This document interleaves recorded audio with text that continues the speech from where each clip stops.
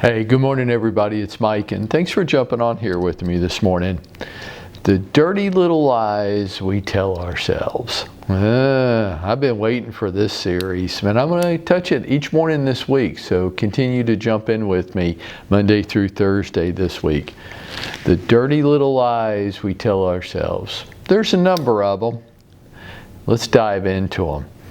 Number one, the dirty little lies I tell myself. My sphere of influence and my social media is going to be enough. I'll be able to reach my goals this year, sell enough homes. Off my sphere of influence, referrals and my social media. I'm special. I get such a chuckle out of this because mathematically, it can't possibly be true. So the old number is that everybody knows about 250 people on the planet. That's kind of a standard average. You might know more, you might know less. 250, I'll bump it up to 300, 400. It doesn't really matter. The fact is, it's basic math. You just simply don't know enough people who are going to move this year to be able to run a business off of that. And that right there is why the average agent in Atlanta sells 3 to 4 homes a year. Why? Well, they can't pay their bills off. But nobody, I refuse to believe that anybody in the history of the world ever went to the trouble to get their real estate license to make $35,000 to $40,000 a year. Nobody did that. And this is just way too hard to be making that kind of money. But then why are they?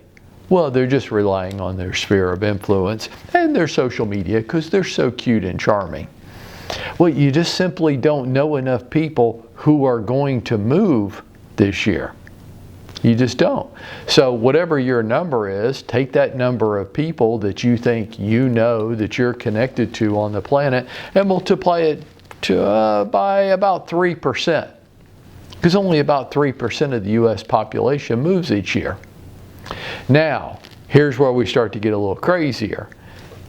Okay, whatever that number is, and you might go, well, Mike, that might be enough for me. I'm like, well, who you think you are? You think everybody, all of those people are going to use you?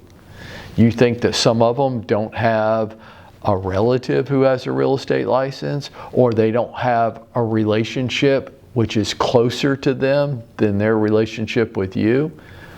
Atlanta's the second highest concentration of real estate agents in North America. Everybody knows about 12 to 14 real estate agents in their own life. You're not going to get them all. So multiply the number of people in your sphere of influence times 3%.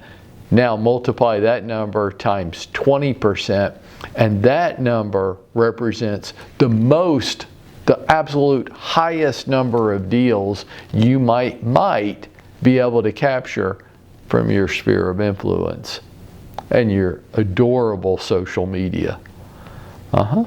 It's one of the great lies we tell ourselves. We believed it when we got into the business, and then we just keep saying it to ourselves. My friends, my sphere of influence and referrals, you're not going to get enough to rely on that to pay your bills. It's just math. Okay. That's one of the big lies that we tell ourselves. What's another one? Here's another one for you. I'm a luxury specialist. I'm going to work with first-time home buyers, seniors. I'm targeting the senior community. I'm going to work estates and probate. You're not going to do any of that shit. You're not. Why? It's too big and too broad and too nondescript. So unless you can convince me of the tens or probably even hundreds of thousands of dollars you have to use for a marketing campaign, you're not going to implement any of these big, broad, generic terms. It's just not specific enough. You don't have the resources to be able to pull that off. Luxury. Hey, look, the fact is, unless you were born into it, or you married into it, you probably aren't going to work the luxury market no matter how many TV shows you watch and how attractive that looks to you and how great your home decorating skills are. I mean, what the hell are you talking about? Because you have an interest in home decorating doesn't make you a luxury specialist. You can say it, you just won't have any customers. A vague target audience leads us into the middle of the ocean of nowhereness. We're going to have to break it down and get it much, much smaller and much, much tighter. But we like to whisper pretty little lies like that to ourselves. And then we imagine, well, like, I'm going to be a luxury. What does that mean to you? How are you going to do that? How is anybody in the luxury market going to know you and be able to appreciate you? Yeah, I don't know either. When we start real big, okay, let's say it another way.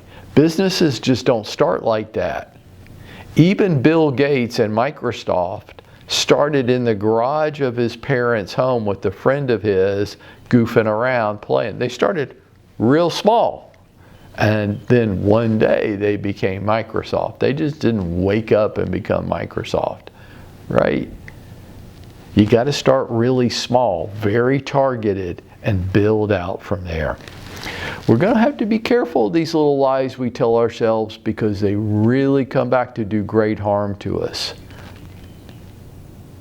Now, let's get out there and let's make it happen for yourself today.